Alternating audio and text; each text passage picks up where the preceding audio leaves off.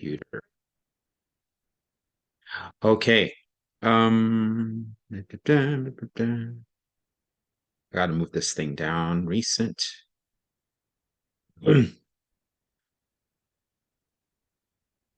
Here we are. Okay, let's do the slideshow here. We go from the beginning. All right, fall tutoring and mentor shop. Write like this, analyze and interpret. So here we are.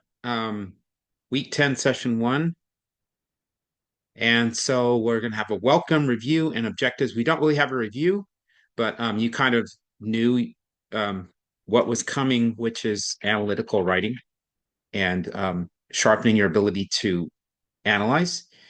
So here's your welcome.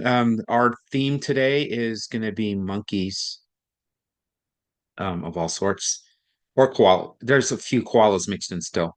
So name one thing that you're grateful for, or one way that you won, whether a small, medium, or large win, either this weekend or since last session. So today was amazing at school. The kids are really doing wonderful things, and I work in a very with a challenging group of students throughout the school, the entire school. Um, but they're doing really well in their behavior for me. So it's a plus. Who else?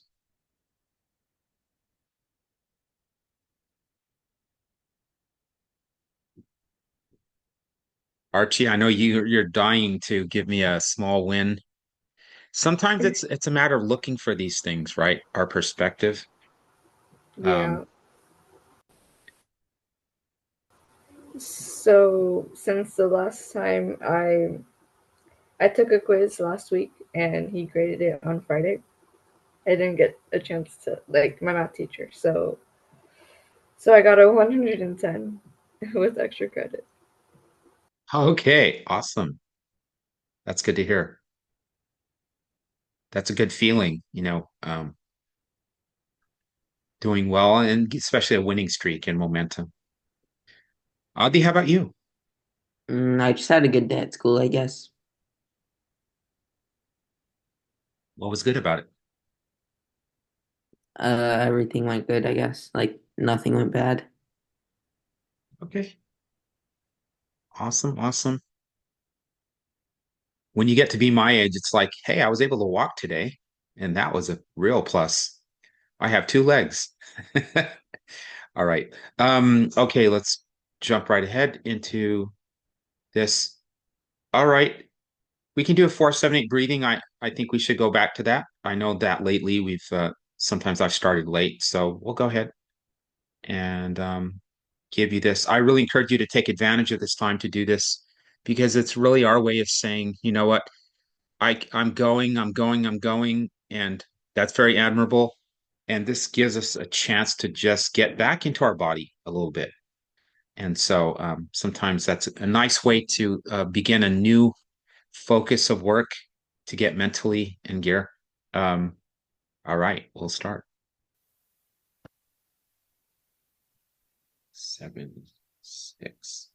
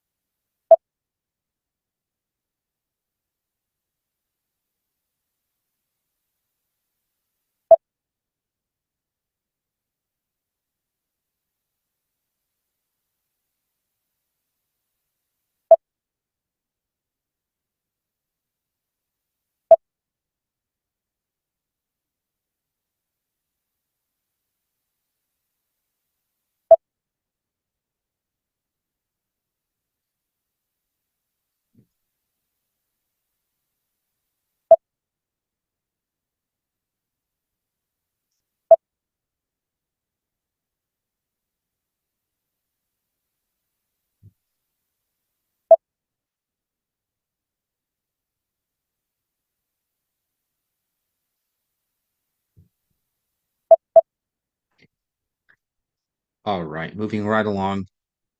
So let's see here. Here we go.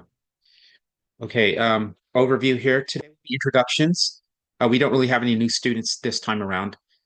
So that's what we mean by introductions. The writing assignment is something that you'll have access to today, and mentor text. So we're just going to lay the foundation and a little bit more reading than we'll do in the other sessions. And you'll have access to these slides. If you want to see where we're going to be at from week to week, then this is certainly available to you. And today, we're going to clearly explain the goals of practicing analytical skills with visuals and text. Connect these skills to their upcoming writing assignment. And I'm not sure how much time we'll spend on the writing assignment. I kind of like the idea of letting you look at that for homework, just because we don't have a lot of time. And I know that reading through that writing assignment can take up a lot of valuable time, and I think it's pretty self-explanatory anyway. So upcoming writing assignment options. But we will go and at least glance at it and see what's there. All right, we're going to move into 45 minutes and three little subsections here, introducing Nehemiah's chart for analytical thinking. Later, we're going to analyze the surrender using a three-column graphic organizer. The surrender is a painting that you'll analyze, and you'll look at it several times. And so, really, it's almost like today's almost like a reading assignment, a reading lesson, if you will. And being sharp writers, basically, you heard me say it comes from good ideas, and ideas come from experiences and also reading. So you'll have a chance to kind of look at things different ways in a more analytical lens, if you will. And then if we have time, we'll look at a poem by Lord Byron, because I feel it's really important to look at poetry as well, because that's what you have. Um, I know this slide is a little heavy here. I usually break it up into several slides, but I wanted to be able to see everything more easily. Um, so I'm going to have us look at the chart that Nehemiah has created. And what we're going to notice is different categories of information.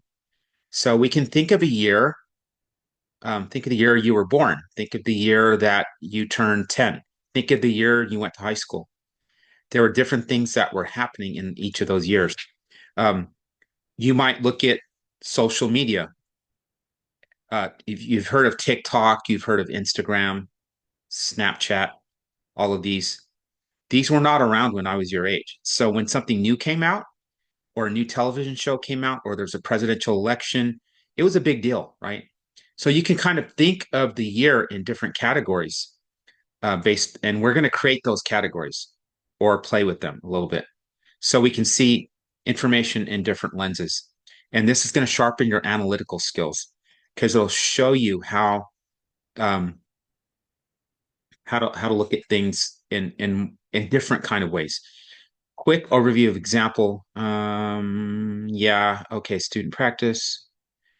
Then you're going to have a chance to we'll do this as a group. I think it'll work better that way to create our own little chart, if you will. But it's not going to be very extensive. It'll just be just enough to give you an idea. There's a fly around here. So, all right, let's go back to this, and I'm going to show you here, and I don't see our friend. Oh, here we go. Israel.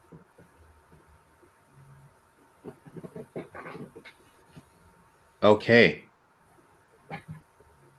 And everything's up. It's been up since last night. Welcome to our group, Izzy. We're dealing with analytical writing, so we're just getting started with the chart and being analytical. So when we analyze something, we're looking at something in minute detail. We're picking it apart, seeing how it works. Think of a car mechanic, or think if you took apart an engine, um, and looked at the different pieces, how they work. That's how you analyze something. And interpreting something is um, recasting that in a different um, in a different frame or expressing it a certain way, interpreting, telling what something means, basically. Okay. Um, so here we go. This is it.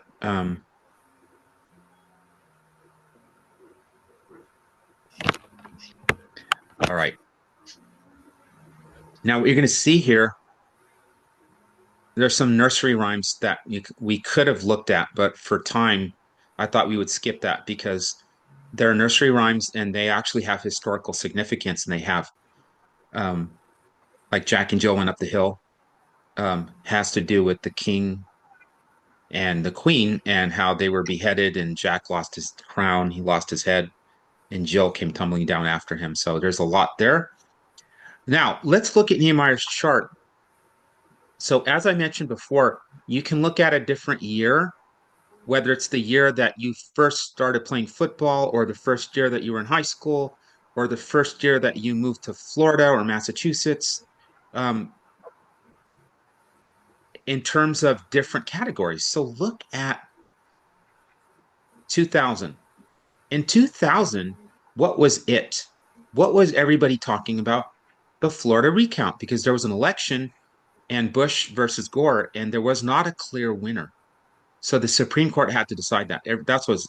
That was on everybody's mind. In 2001, what was it?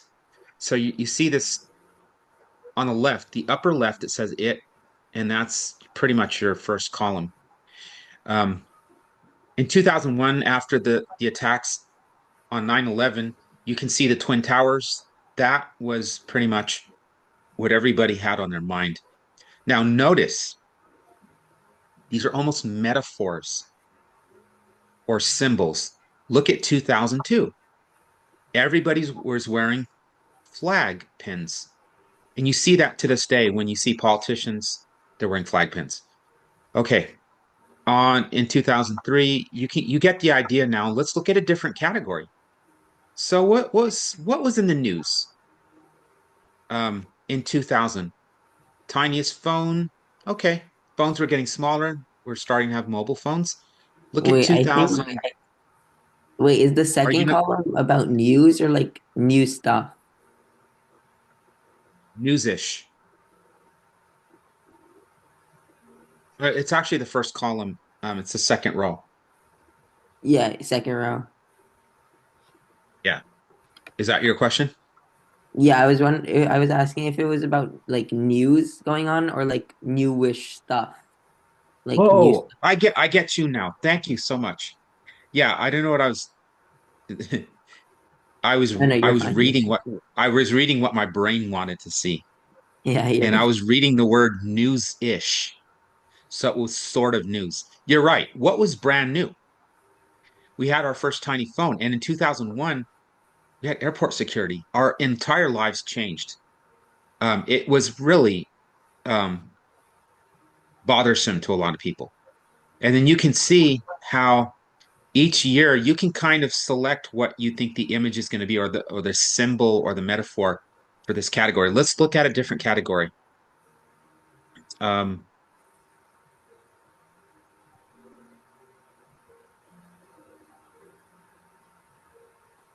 who were the couples at the time, right? In 2000, it was Carrie and Mr. Big, and in 2001, it was Harry Potter and Voldemort. I think that's from had. It's probably two characters in that.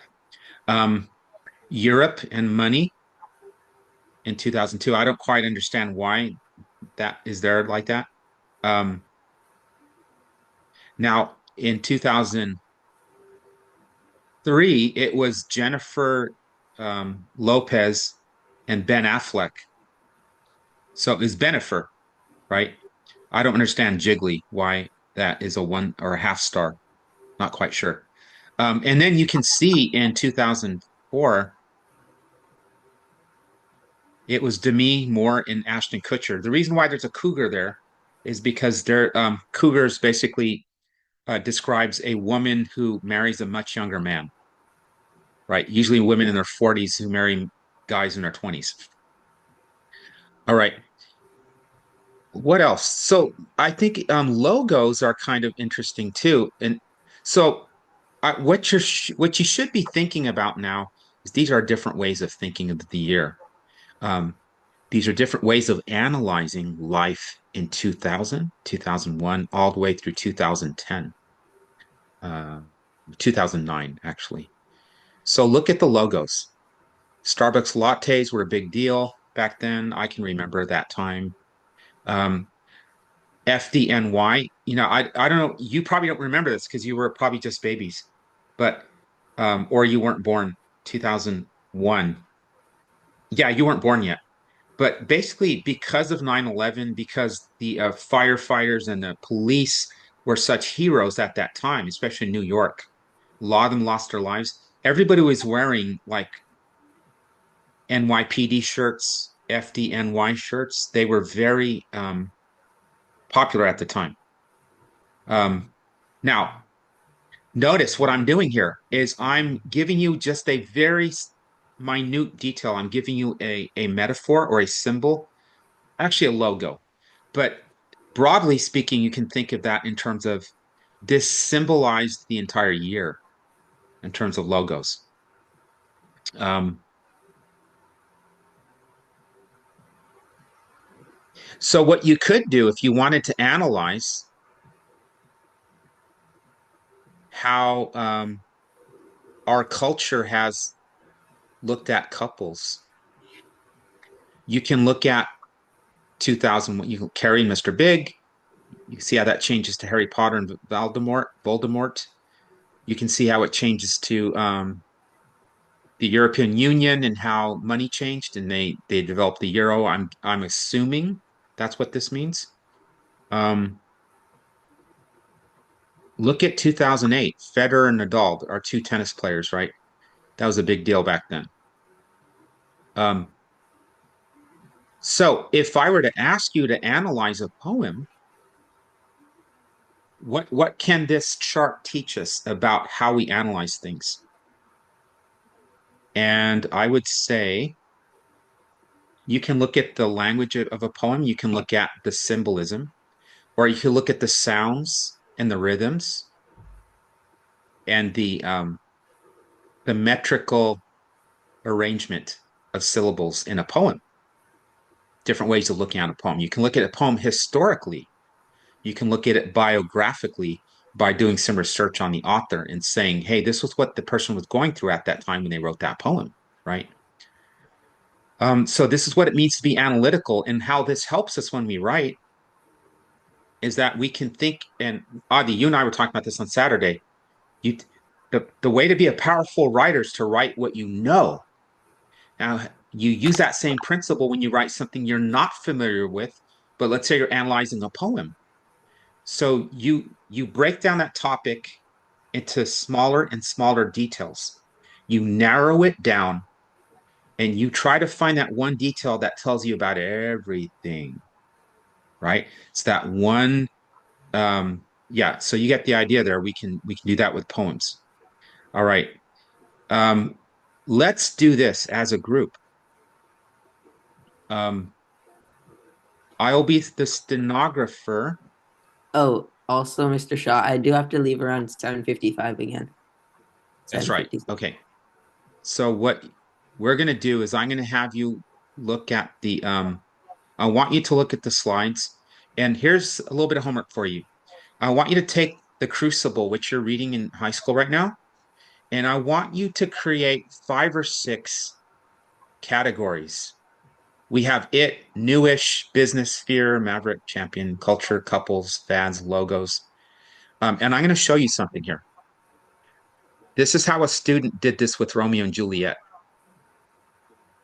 She broke down the play into its fear, its humor, its dumb decisions, accidents, so oops, its best couplets, its nouns, its most important quote or phrase. I want you to do that with the Crucible. And if you can break it down by chapter or parts, that's fine, but don't overthink it. You might just take a couple of chapters, perhaps. Whatever you feel that really encapsulates the entirety of that work. And I want you to do that. and then let's take a sneak peek ahead. Okay, yeah, I'll try and finish that by Wednesday. I have a few ideas actually. And then what you're going to do is you really want to work with this document here. And what you want to do is you want to look at the picture here, and for 5 seconds, figure out what you notice, and then look away from the picture, write down those things. Then you come back to the picture a second time for 10 seconds and pick up whatever new things that you noticed in the picture, write those down. Then you do that a third time and you pick up for 15 seconds. What did you notice in the picture? And write those things down. And you're going to do that with this as well. Then there are some graphic organizers that you're going to find. And here's some more direction on that. Oh, I think it's kind of messed up here. I need to change. I need to reload this.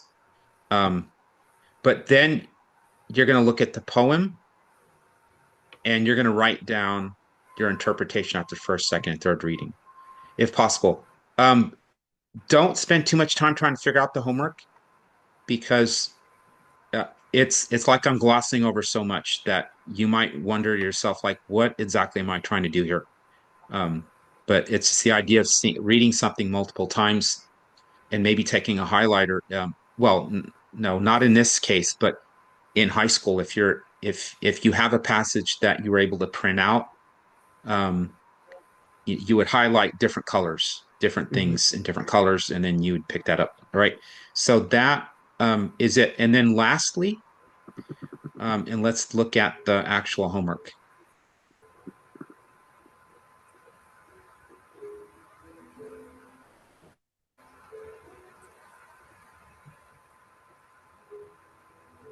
Yeah, brief overview. So just go through the writing assignment. You're going to find it all in Google Classroom.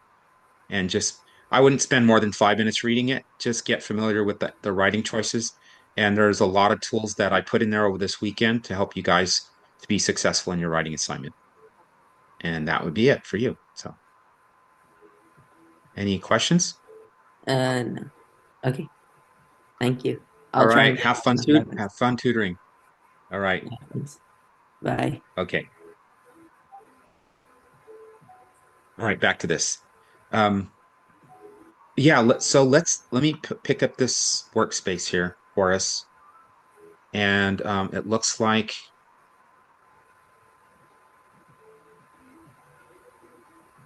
oh, okay. I'm going to open the Google Docs.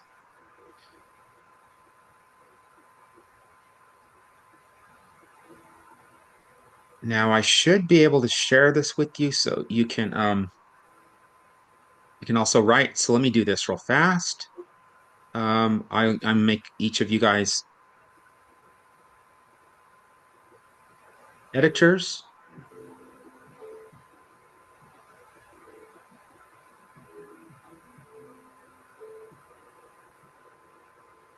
Oh, it doesn't like what's going on.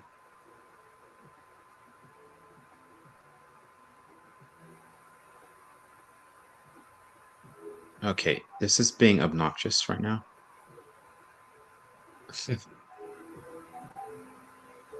Okay, let's try this again. There we go.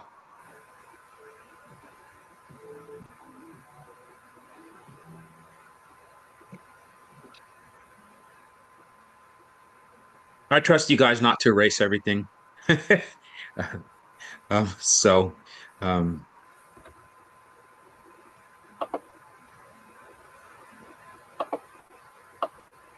yeah, let's go right here. Let's go right here. So, is there a movie that you guys want to do, or a play, or a poem, or a story?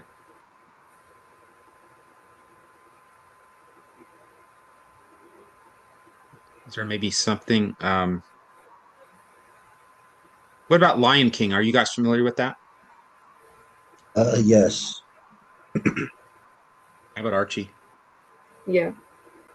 Okay, let's look at Lion King.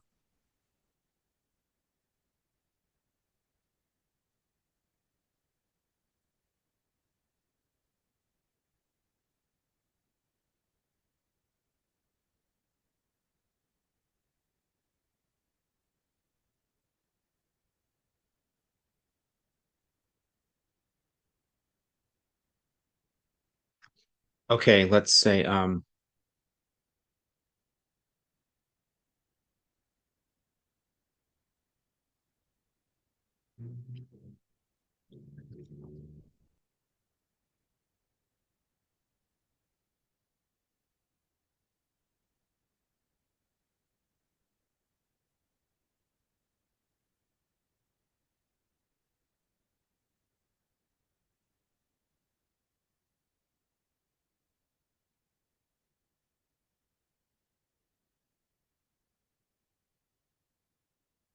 can you think of any other categories? I mean, I can think of plenty.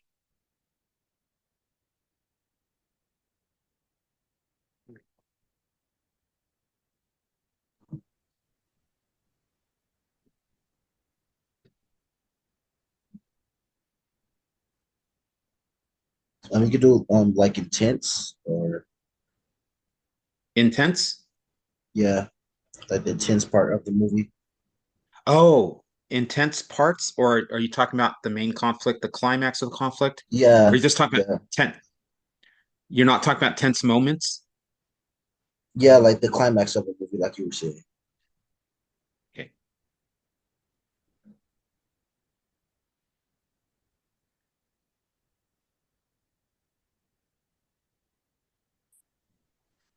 Okay, let's break this down. How should we subdivide the movie? Should we say before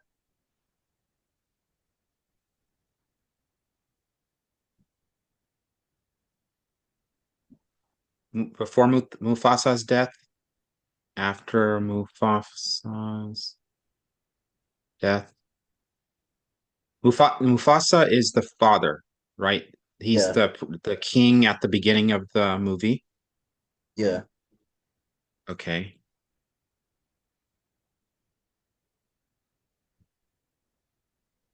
I'm not sure if I'm spelling that correctly. Before Simba becomes king.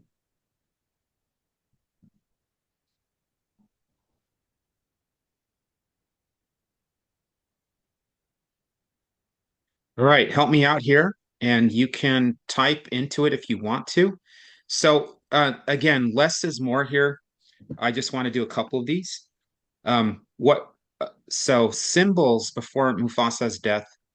What is one of the symbols? Isn't it is it the marsh? I forgot what they call it. The Badlands.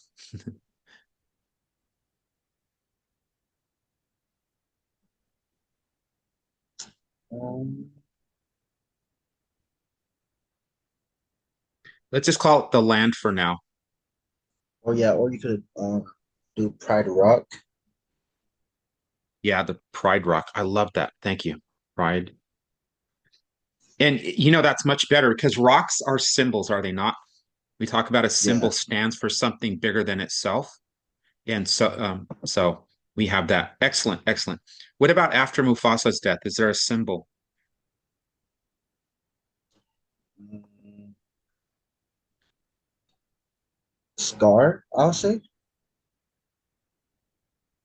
You think that scar is a symbol? I mean, yeah, because Scar killed Mufasa. So, or Okay. it could also be Simba as well because Simba is the son of Mufasa. So, Okay, I think scar is a good one. And even scar itself, you think of an actual scar is a symbol for something. yeah. But yes, I mean we can say that scar stands for um evil incarnate, right? Hmm. Before Simba becomes king, is there a symbol?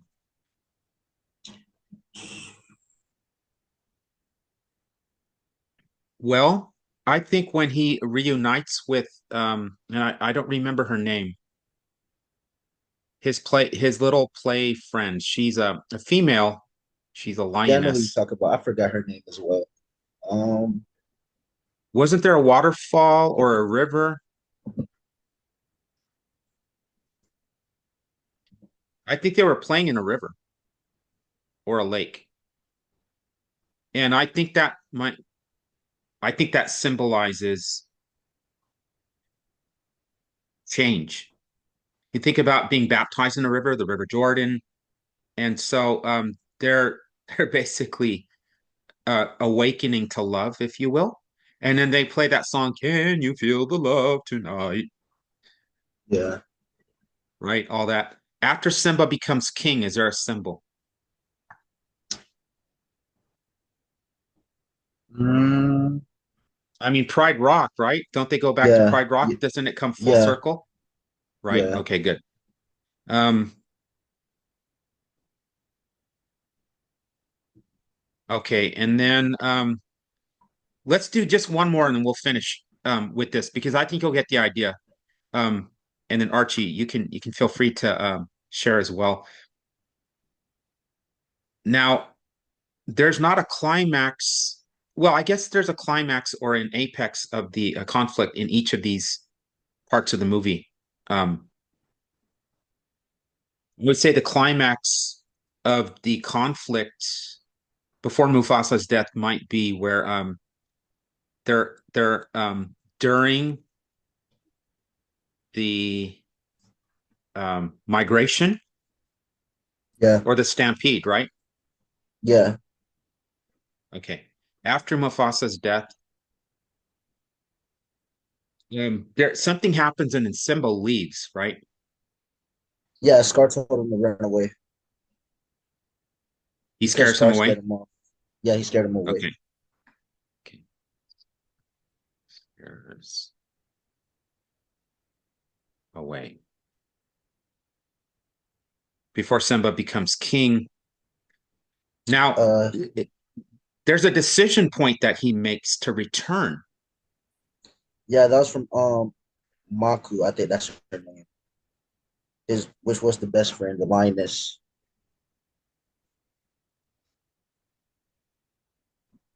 What was the other character that you mentioned? I think her name is Maku. I'm pretty sure, Spell it? which is the Maku. Okay. What about the stars? Doesn't he look at the stars Yeah, and he hears his he father's was talking. voice? Yeah, he did.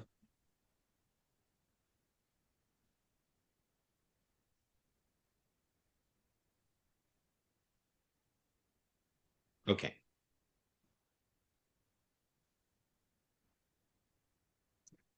Now, this may not all be totally correct. I mean, others might disagree with what might be the climax here, but you get the idea. So after Simba becomes king,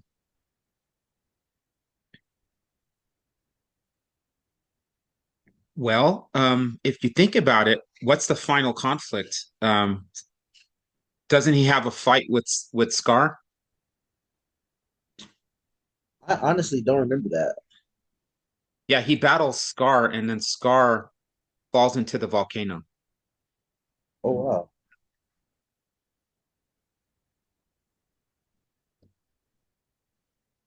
And the his best friend or childhood friend is in Maku. It's Nala. That's her name. I forgot it. Okay. All right. So what you want to do is this is also called a there's a word for it, a matrix, a decision matrix. And I really Okay. highly suggest that you use this. There are going to be some other thinking maps that you're going to look at when you're doing your writing assignment. And I'm going to kind of glance at that right now. Um, and I'm a big fan of seeing things visually, which is why I like thinking maps. And so you're going to see here in the writing assignment, which is up here at the top.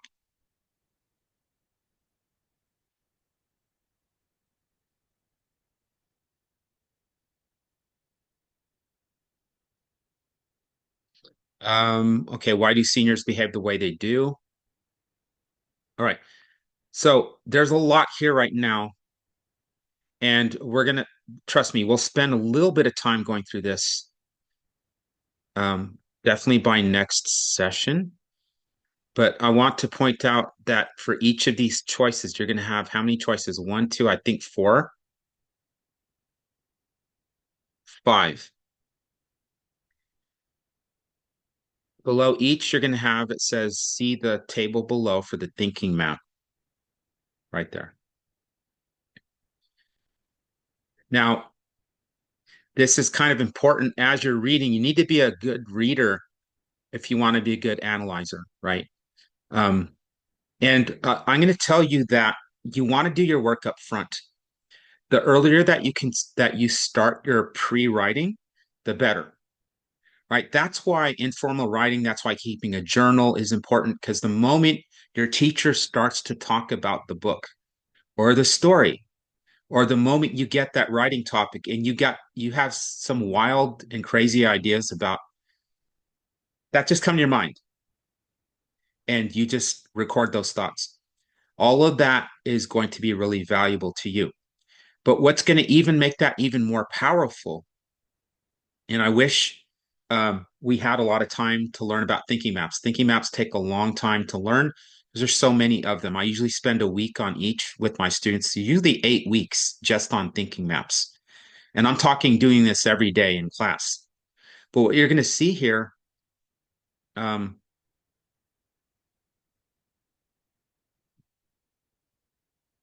oh, I need to label this a little bit better. But you're going to see here that there are some ideas about different maps. So you're not going to obviously look at all this entire table. You're only going to pick one of the writing topics. That's what I suggest you do first by next, either at the end of this week or the beginning of next week, probably at the end of this week. And once you do, that's when you want to kind of look at the right thinking map for that. And I'll be sure that you understand where to look for that because I didn't label these properly in the table. So I need to do a better job of that. I might revise this slightly. So there you go right there. We just sort of done a thinking map when we did this matrix here. And this is worth its weight in gold. Because look, how long did it take us to do this, by the way? 5 minutes? Probably, yeah, like 5 minutes, 10 minutes maybe. Yeah. So that's what you want to do when you're writing. Spend the time. Okay, I think you get it. Let's move on. Um,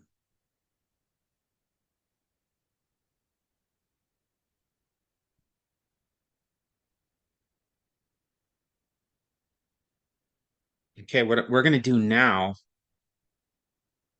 is we finish that. Let's look at this. We're going to look at the surrender and we're gonna look at a graphic organizer. And what I want you guys to do is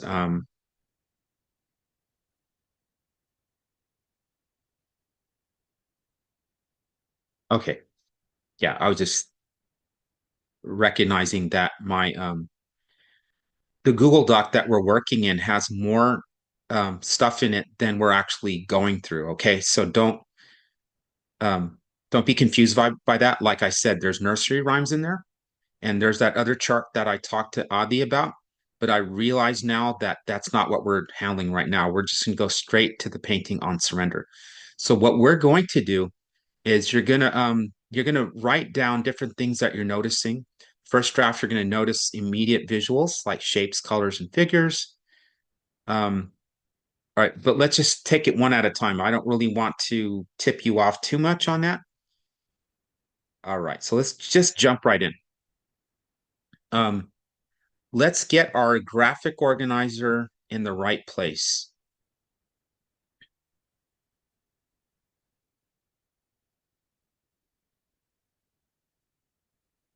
Surrender. Okay.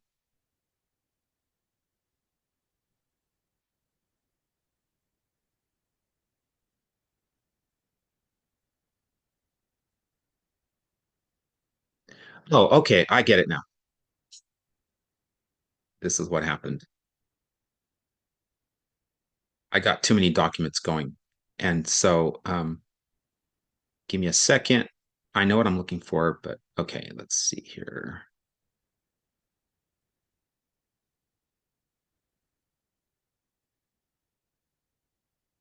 Okay. Um, let me do something here. Oh, come on. It's being obnoxious. Okay. I'm going to create an assignment, which is I should have done before. Okay, here we go. Assignment.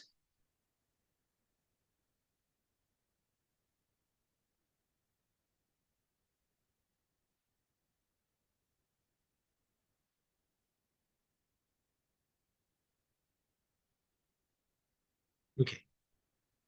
All students, we're going to make this ungraded. Topic is going to be week 10. Drive. There we go. And we're back to this. Okay, it is now ready. So I want you to pull up your assignment here, and you're going to need to have this in front of you, okay? And what you're looking for is graphic organizers for each student. So that's going to go under Monday.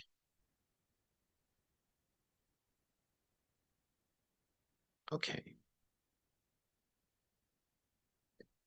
It's tricky here because now I have to go to a different Google account. Okay, there we go. Yeah, it's kind of weird. Let's go here. Let's go here. Let's do this. Classroom. All right. I just got too many pieces moving. All right. There we go.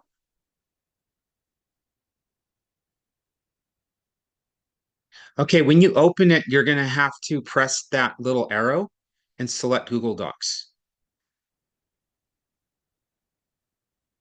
So you're going to practice some response to literature if you want to know what this is. Basically, I think that's what it is.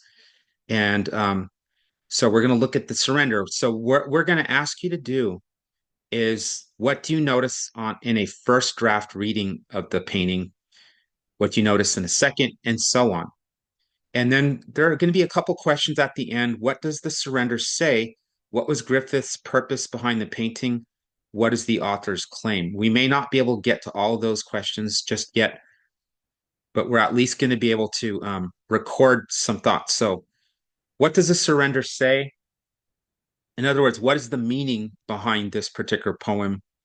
If it had a thesis and you were trying to figure out what was the author's thesis, what was Griffith's purpose behind the painting, then I guess those are two different things, right? What does the surrender say? I guess that would be surface level, or um, and then what's the purpose behind the painting? You have to kind of analyze that a little bit, but using your evidence, okay? So what is the author's claim? I think that these three questions are pretty much, I would summarize it by saying, what's the thesis of this painting? Okay, in other words, what's the lesson involved here? All right, so I'm going to make it kind of easy here. I'm going to drop the painting. Oh, it doesn't like it. Okay, it didn't like that. Fine, whatever. um, I want you to do a split screen. And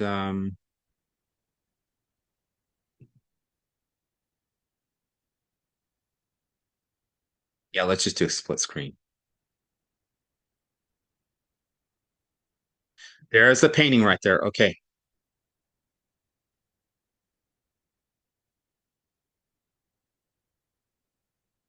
Should look something like that. Okay. All right, I want you to look at this painting. And in fact, if you need to enlarge it, go ahead and do that. And so I'm going to give you about 5 seconds, okay? And then once that 5 seconds is up, just minimize the picture so you don't see it anymore and go immediately to your first text box. All right, so 5, 4, 3, 2, 1, go. 4, 3, 2, 1. Okay, now go ahead and go to your graphic organizer.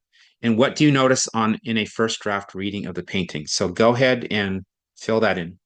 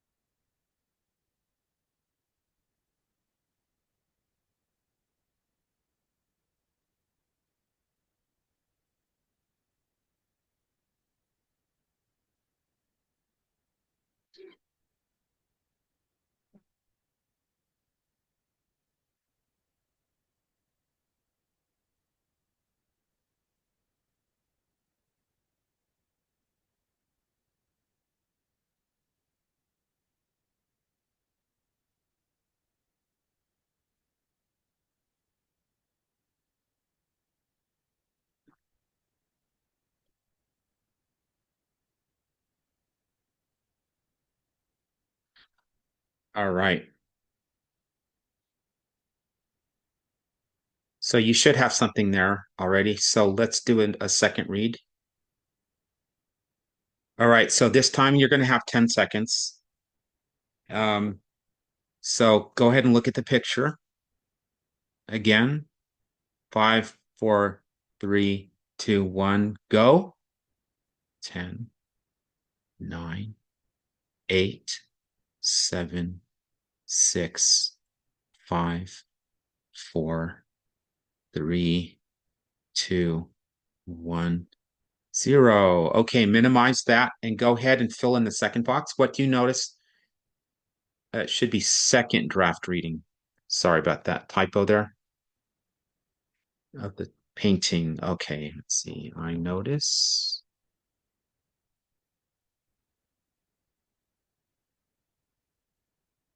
Osama. Laden.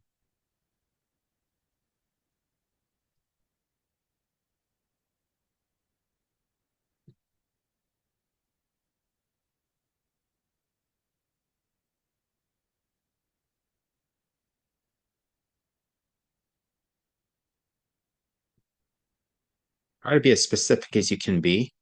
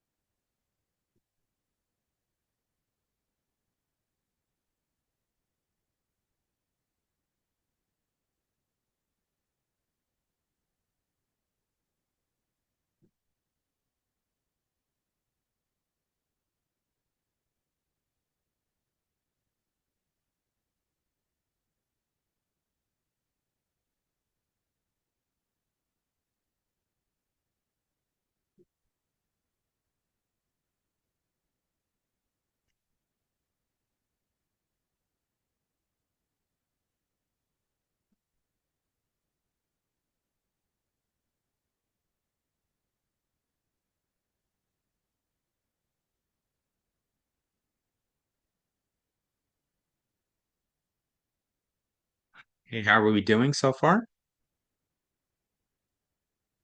Okay. All right. Let's take a third reading.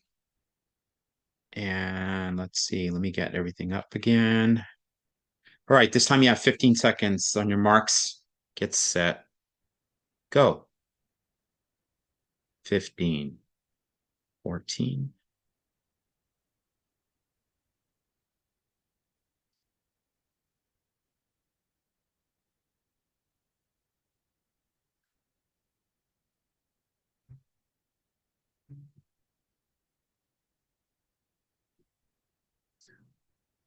All right. Let's go ahead and fill up the rest of the graphic organizer. The third, what do you notice on a third reading? Oh, yes. We're gonna get here. Okay.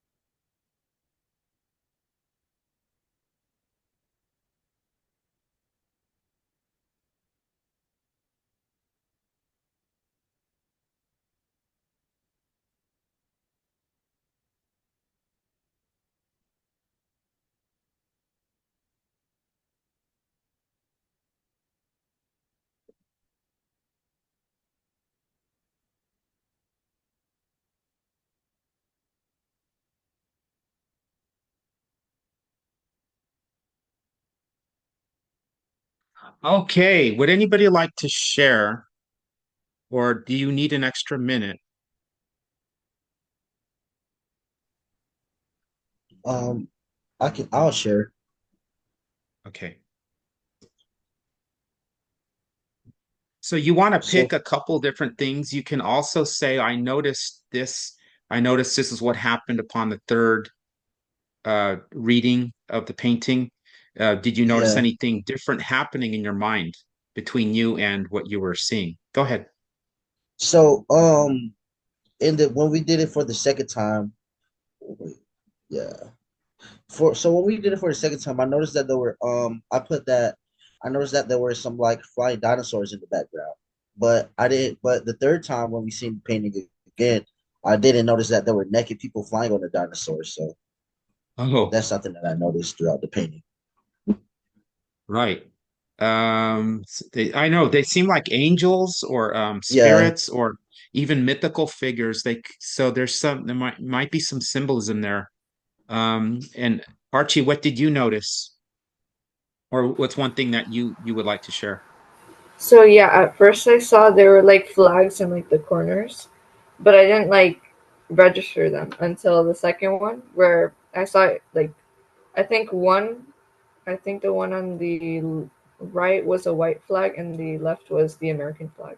So Oh, that's so interesting that you should mention that because now it sets up a juxtaposition of two different kinds of flags. So it seems like um, something is going on here. I'll show you kind of, okay, hopefully you can see my screen as well.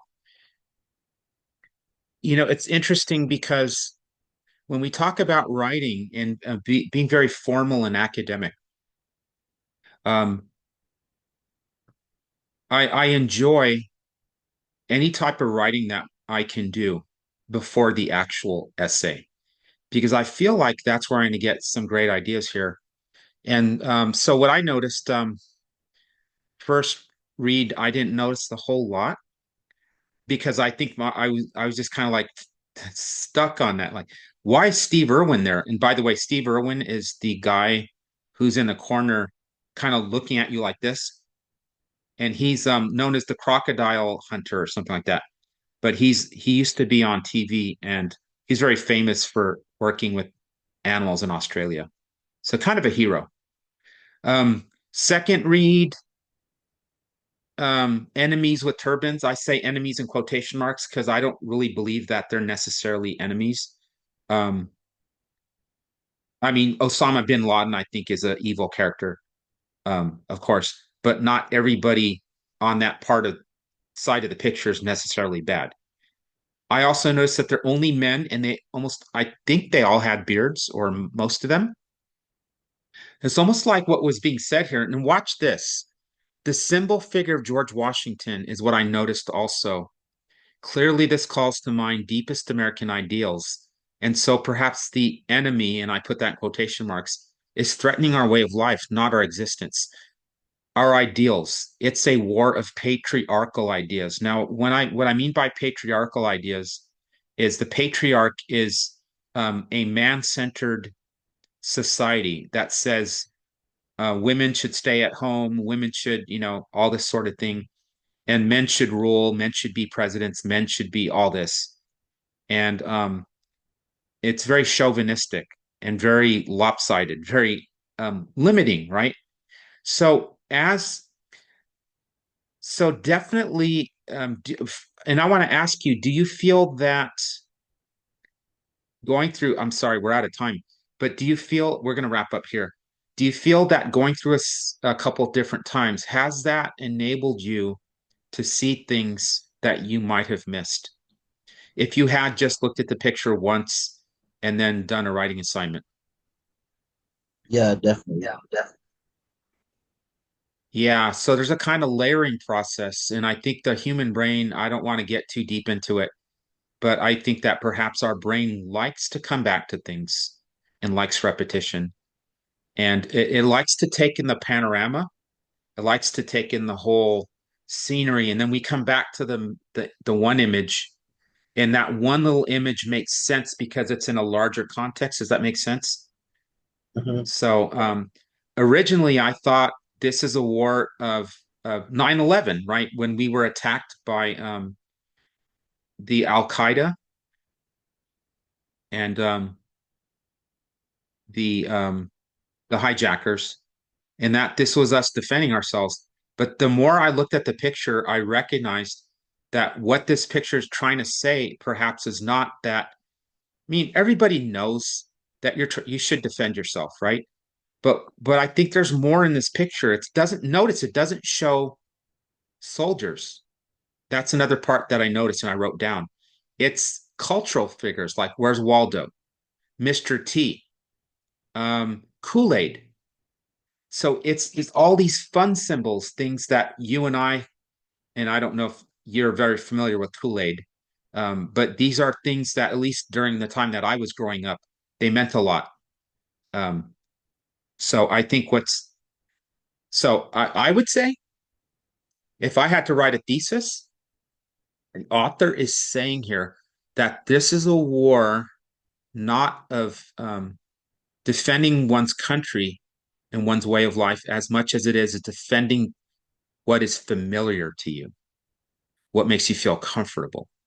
And oftentimes we're not very comfortable with people that look different, that don't have Waldo and Kool-Aid and Steve Irwin and Mr. T and all those things. And we tend to think of ourselves as like, we're the angels, they're the devils, right? We have all the flying creatures and right, all that. So, um, gosh, just give me 2 more minutes because I think we're just going to try to wrap things up here. And we'll look at the poem next time. And again, with poetry, it's very tricky because sometimes you have to just focus on one layer at a time, if you will. There could be the literal layer, like who, what, why, when, where. Then there's the metaphoric and symbolic layer, where things have double and triple meanings sometimes. And that gets to specific words, figurative language, similes, metaphor, personification, uh, connotative meanings, denotative meanings. Are you guys familiar with these terms? Denotation, connotation, figurative language, metaphors, symbols. Yes, I know. Okay. For homework, I'd like you to do is spend 5 minutes, no more than 5 minutes, looking at the writing assignment. Look at those choices in particular and figure out what seems like it would be kind of interesting and fun to write about. And then look at I don't know if I have the 47 literary terms, but if you're not familiar with figurative language, connotation, denotation, metaphor, simile, I have a resource in the Google Classroom.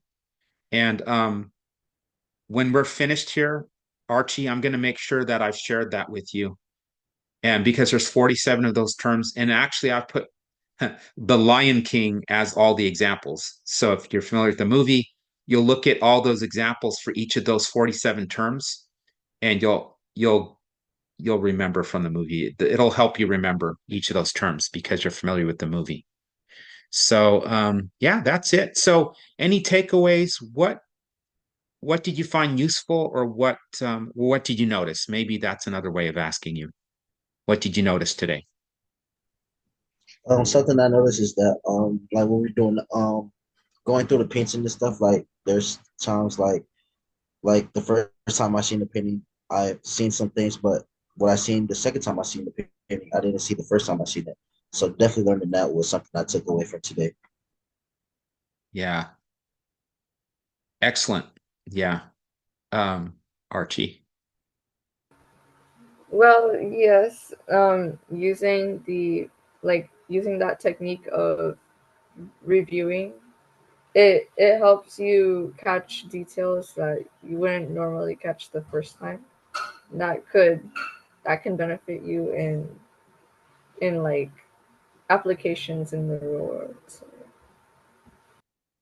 I think so. Even looking at people and issues differently. Um, what I noticed about today was that there are ways in which we're doing writing already, and we can use these graphic and these visuals to build upon. And so we don't have to think as hard. We kind of do a little bit of thinking today, a little bit of thinking the next time, and then we kind of layer things kind of gradually, pour things, come back to it, go through another layer. And I think we're going to capture a lot more ideas that way. And so this should sharpen your analytical writing abilities and everything. So thank you so much for your extra time there. And so I will see you guys on Wednesday at the same time. thank you. You too. Thank All you. right. You're welcome. You're welcome.